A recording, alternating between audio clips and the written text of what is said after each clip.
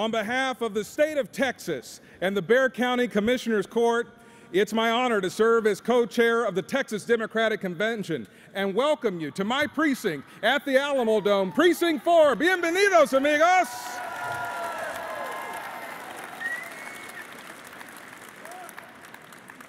I'm County Commissioner Tommy Calvert, and I just have a few questions for you to make sure that I'm at the right place. Are you ready to turn Texas blue?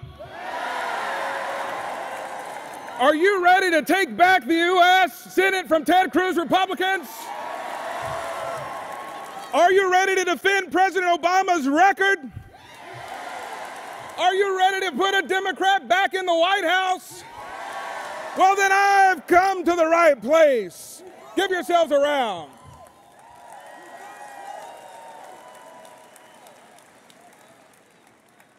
My theme today is great people always rise in spite of obstacles. And I stopped by to look into the eyes of the soldiers who are going to battle with me to save America from the hands of a tyrant. Not since King George has our way of life been more threatened.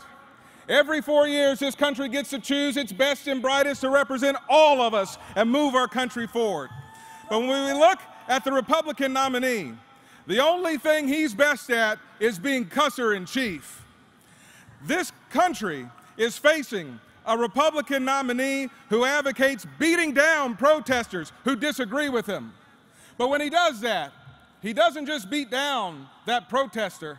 He beats down our Constitution. He beats down our First Amendment right to freedom of speech. He beats down the work of Martin Luther King and the protesters from Selma to Montgomery fighting for voting rights.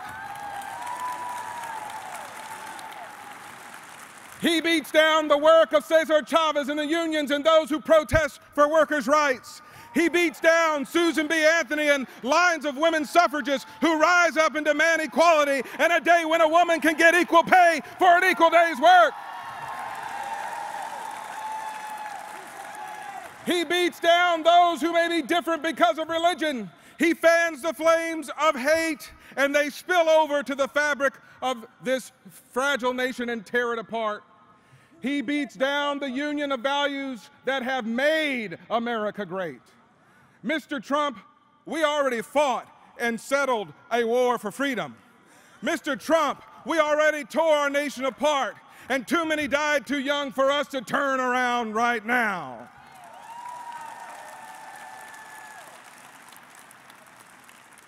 When I was elected, I swore an oath of office. And I raised my right hand and said that I do solemnly swear that I will faithfully execute the duties of the office of the state of Texas and will, to the best of my ability, preserve, protect, and defend the Constitution and laws of the United States of this state, so help me God. And that is why I stopped by to say, if you're gonna be for the Constitution and for America, you gotta be against Trump.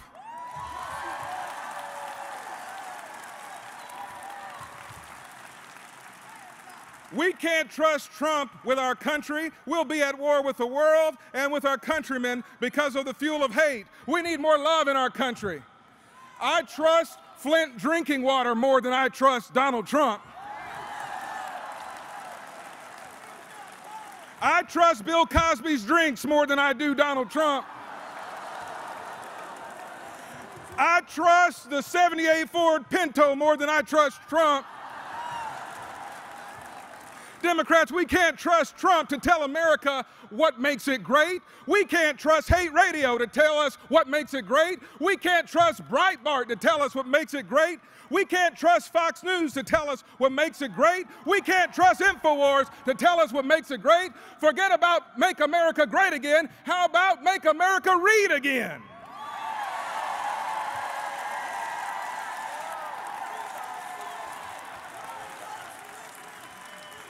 And let's start with our Constitution and our history. Even Speaker Paul Ryan put Trump in check by saying his dictatorial policies against Muslims and Latinos are impossible because it's unconstitutional. To be for America, you have to be against Trump. But great people must rise in the Democratic Party. We must rise to the challenge. My leader, to help us rise in this challenge, in this battle, is the most prepared person to ever assume the president. I'm with her. I'm ready for Hillary. I'm ready to fight.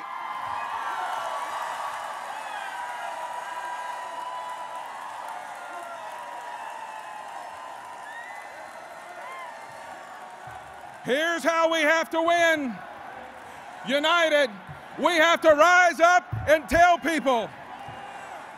We have to rise up and tell people the first job of any president is to keep you safe.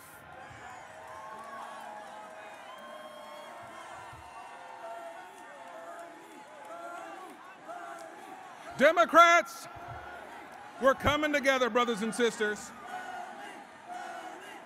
We thank Bernie. Good man.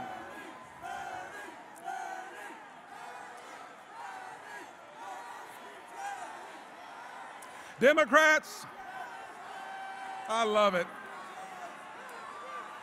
It wouldn't be a Democratic Party without this. This is beautiful. Democrats, we have to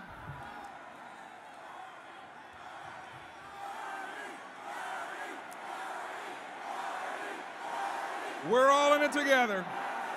We're all in this together. Together we can all make a difference.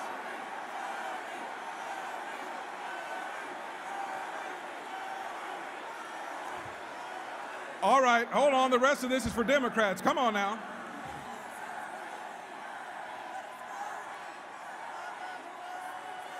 We got a couple great lines here.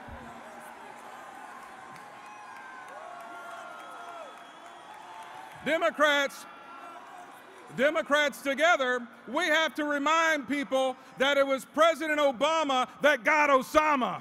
All Trump got was Omarosa. What our president did to get Osama bin forgotten by Bush was hard, but thanks to the greatness of our country, our great president Barack Obama rose up in spite of the hiding in Pakistan and ordered our brave men and women to bring justice to the slaughter of 9/11. And I thank God our president fought the evil that threatened our way of life.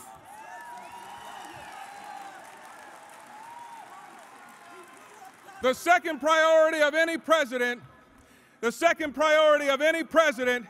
is to create jobs and keep our economy moving. Our president has done that. In spite of the worst recession since the Great Depression, in spite of Mitch McConnell saying he wanted to make Obama a one-term president, in spite of Republicans not voting to help America out of the Bush recession, our president, a great man, rose in spite of obstacles and turned this economy around.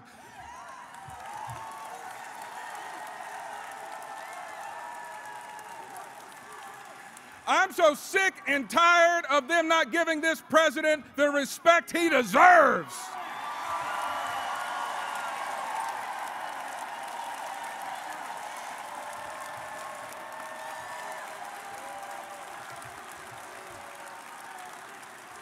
If there was a Republican president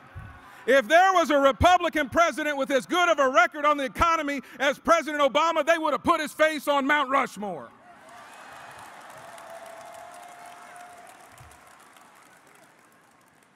When he entered into office, when the president entered into office, the Bush unemployment rate was 10%. Today it's under 5%. Cut in half. No help from the Republicans. Democrats led the way in creating 14 million jobs. Great people always rise in spite of obstacles. While our president was creating jobs, Donald Trump was outsourcing jobs with his clothing line, Made in China. We can't let our Republican friends whine to you about how big our deficit is. Don't let your Republican friends whine about how big our deficit is. President Obama has shrunk the deficit by $1 trillion. That's a trillion with a T.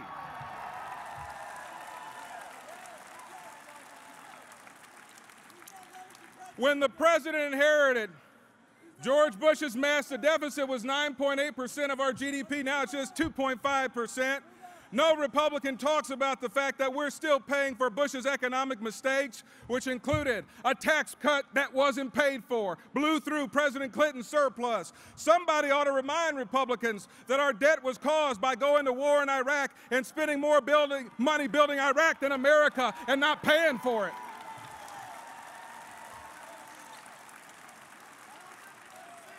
We have to remind America that Bush blew open the debt by passing a Medicare Prescription D benefit that wasn't paid for. And because Bush let Wall Street run wild, America had to pay for a bank bailout that blew open the deficit your Republican friends whine about.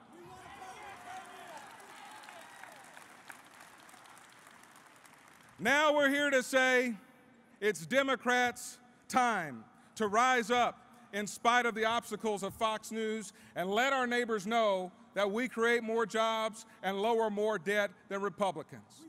Families are concerned about being bankrupt by high medical bills.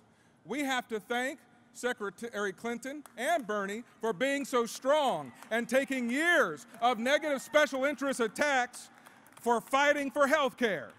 That is what it's really like to be a pro-life candidate.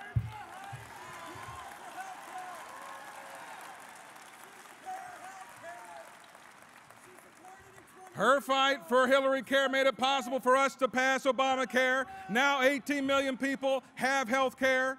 Secretary Clinton is a great American who stood up in spite of the obstacles. And when she got knocked down, she got up, she kept fighting, and kept winning for all of us. And she's going to take us to victory once more this November.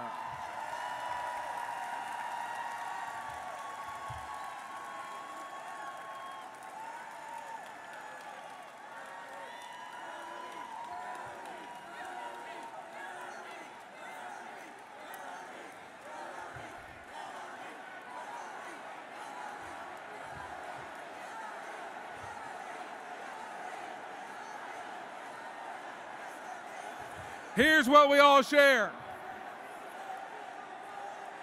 Here's what we all share. We can all be proud. We can all be proud. We can all be proud that the number of uninsured Americans dropped below 10% for the first time ever. 18 million people have private insurance, and we can't be discriminated against for pre-existing conditions. That's pro-life.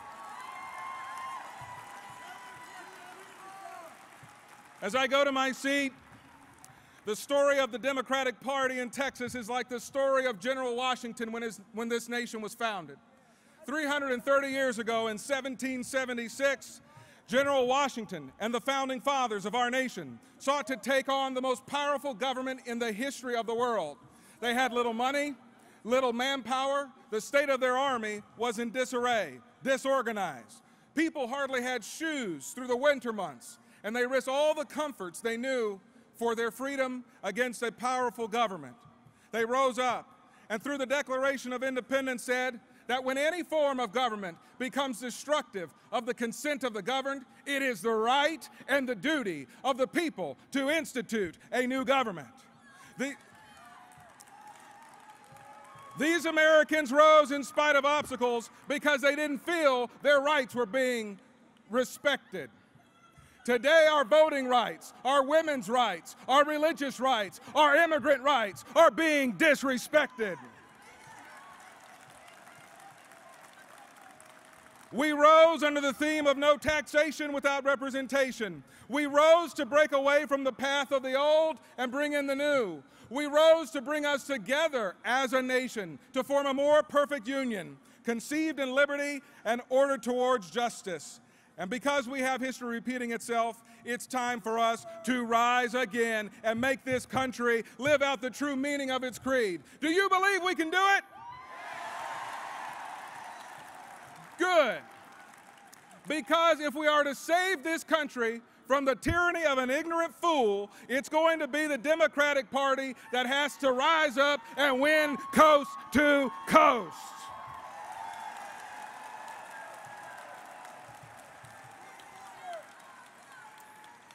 Anyone can tell us that the mountain is large before us that we face big money from Republican billionaires. But the lesson of this country is that when a determined and focused group of patriots come together and unify in the Spirit of God in us to love our neighbors as we would love ourselves, we will not fail. You can send a message deep in the heart of Texas that we will no longer be divided as a nation. You can send a message that we will no longer settle for our rights being trampled.